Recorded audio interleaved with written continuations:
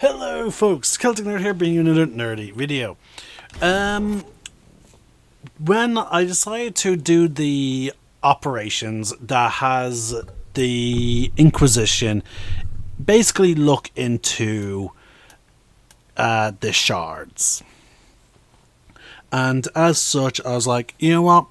We just unlocked a whole new area, the Forbidden Oasis, or whatever it's called. So why not have a video of us first time journeying there and basically getting to see what it's like. So that gives us a total of 3 explorable areas, and we have not left Haven yet. So I believe we're still in the first act of the game. Come to join us at the Oasis? It's actually quite the sight. It and the temple are further in. Have you learned anything more about the temple? Honestly, I don't like the feel of the place. No one does. Why not? Couldn't say. It's just a feeling. Anything else I should know? Not much to tell. A mining company out of Valframain used to have an interest here, but economies change and they moved on. Strange the miners never marked the temple on their maps. Alright. Word for you. What is it? See for yourself, sir.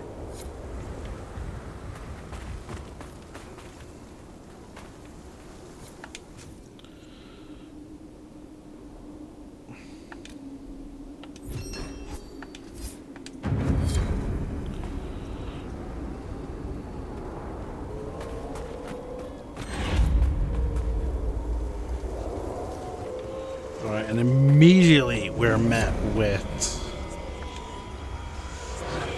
an Arclium or whatever.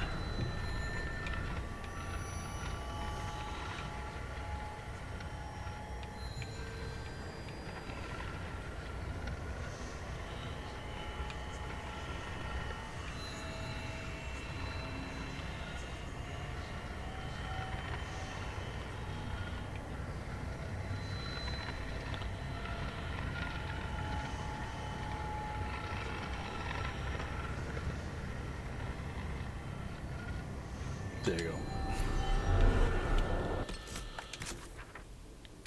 go. Alright, so we're going to focus on holding the Oasis. Now, as you can tell, folks, by the fact that this place only has 2 camps, similar to the Storm Coast, heading here got us enough XP to level up thing. So you ignore part of the damage transferred from party members. You taunt enemies. Any enemies that attack an ally and bar guards are affected. Yes, so we want that. Okay, so we're gonna focus on that quest and obviously work our way towards possibly picking up other quests. So we have a claim here. Bridge. So there are 8 landmarks.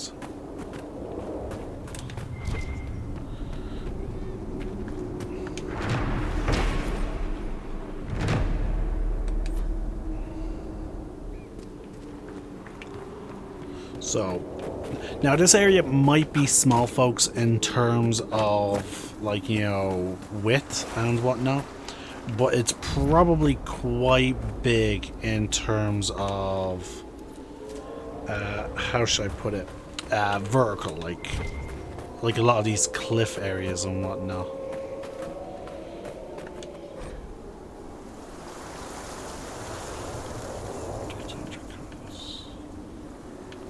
Okay, so that's the day Draconis was.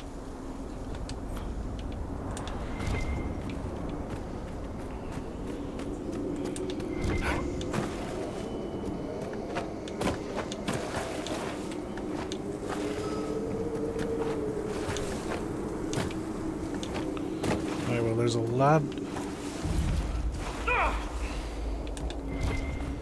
Okay, so part of the trick is going to be getting through certain areas like.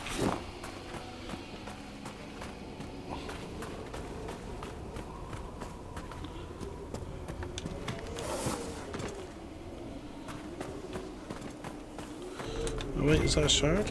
No, it is a deep mushroom. There's a woman over there. Who are you? Why are you... Right. It's you, then. We'll talk to her at a later point.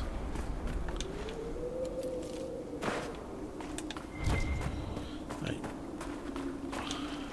Now that's something. Even in these wastes, there exists beauty.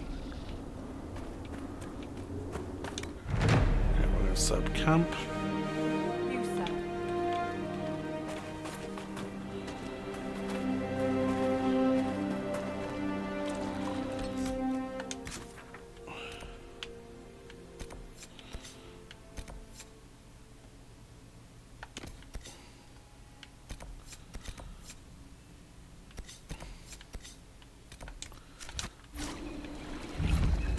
So this is the temple.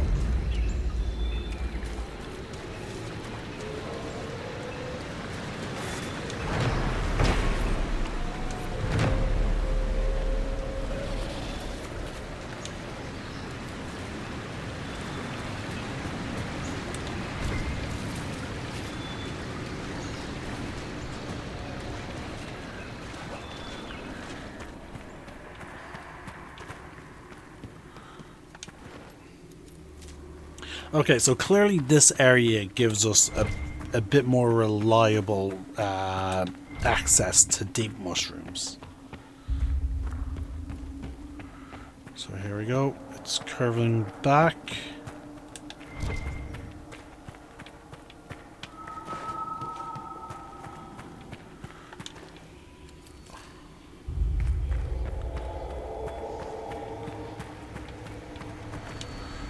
We got Paragon Luster, which is a type of metal.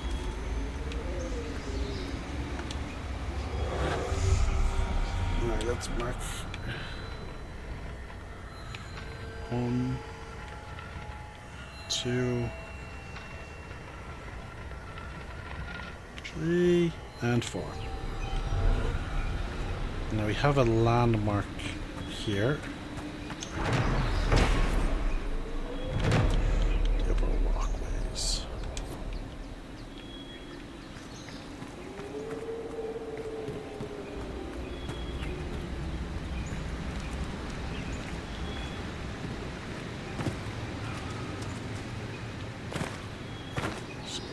There's the door. Something feels wrong here. Worse by the door. Are we sure this is a good idea?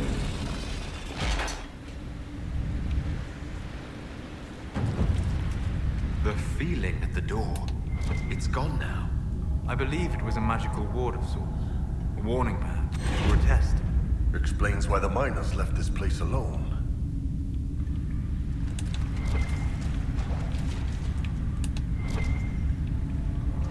There's definitely something. I believe I sense one of the artifacts of my people. Alright, so we can't go further this way.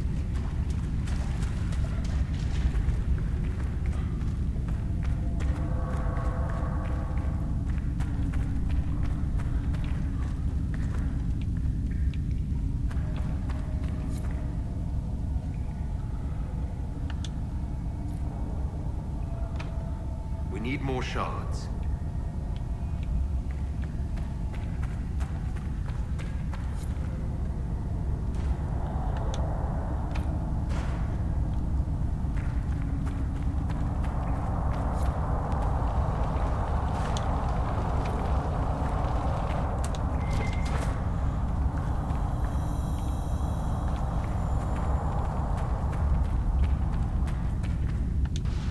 Excellent. The wards are functioning again.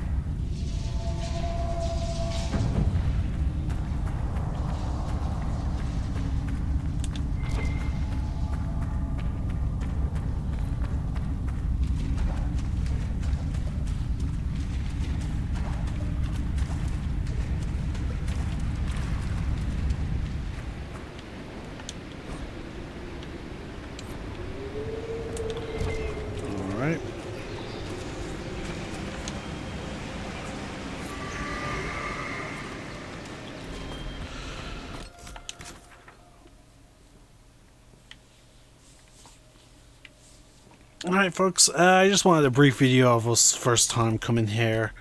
We're gonna go back. We will do more stuff here, obviously. But first we are going to return to the hinterlands and collect the shards here. Right, we're gonna finish up all that stuff here. We'll also do this quest here. Town Gold-Handed the Templar. We'll see about picking up this quest as well. Then after that, we will go to the Storm Coast. Do pretty much the exact same thing here. Oh, and then last but not least, we will come back to the Forbidden Oasis, do everything here, and then we'll move on to finishing up. We'll finally finish up Act 1. Well, a lot of stuff done. But yeah, no, again, this is this is sort of like been the big issue I think some people had with how open world Dragon Age sort of became after Dragon Age, because again there was a big critique of Dragon Age 2, which was the world wasn't as big, but again there's a whole bunch of stuff behind that. Dragon Age 2 was a very quickly rushed development, and which is why they had to reuse a lot of old assets. And then you have the same and then I think with Dragon Age Inquisition, BioWare overcompensated with that. So yeah, like there's a good bit of stuff going on here. But yeah, as I said, we're gonna finish up with the hinterlands. I'm actually gonna just get ready for that. My next video here. But I have no fast travel. We're going to use the exact same party because I really like Varric, Iron Bull, and Solus. It's a nice party economy, and also I honestly feel like they're going to suit my approach to the whole Templar Mage conflict a lot more smoothly, because Varric and Iron Brawler are pretty much about a person's independence. They have no real beef with mages. Solus is also in the same boat, where you have then Vivienne, who is very much pro circles, but again she has a very different experience with them as opposed to those of Kirkwall and Ferelden. Apparently the circles in Orlais are very much more relaxed. Word for you. Yeah. So yeah, we're going to collect the shards here, but we'll probably also pick up a few things. Now, I don't think I'm going to record myself collecting all the shards, but obviously any progress in the temple I will obviously record, folks. Like I'm not gonna not record those situations. And then also if we're doing any quests in the area, I'll obviously record them as well. So we're probably gonna save these 3 down here for last, so that way we can pick up all these ones, and then we'll do this quest and then that quest. But yeah, we're gonna save the Oasis for last, so that way we have as many going in as possible, and that way we don't have to fast travel back to the temple. But no, other than that, we do also have one other thing we need to do here as well, which is the Astrarium, whatever it's pronounced. Alright, I hope you guys enjoy. Again, I'll be back once I collect all the shards. I'm the Celtic Nerd. Sign out. One name, one sky.